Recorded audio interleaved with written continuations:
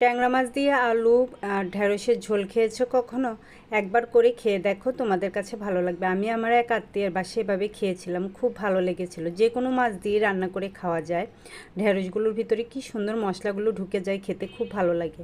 তো আমি ট্যাংরা মাছ দিয়ে রান্না করছি। ট্যাংরা মাছগুলোকে লবণ হলুদ মরিচ দিয়ে ভেজে নিয়েছি। সেটা নামিয়ে আমি ঢেঁড়সগুলোকেও ভেজে নিয়েছি লবণ দিয়ে।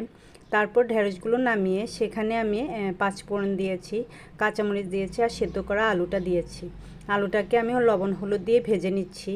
যখন আলুটা ভাজা হবে তখন একটা বাটিতে আমি হলুদের গুঁড়ো, মরিচের গুঁড়ো, তারপর ধনে গুঁড়ো, জিরা গুঁড়ো সব একসাথে দিয়ে জল দিয়ে মিশিয়ে এরপর মশলাটা আমি আলুর সাথে মিশিয়ে নিচ্ছি। যখন কষানো হবে তখন আমি ট্যাংরা মাছ আর ঢেঁড়সগুলো দিয়ে দিয়েছি।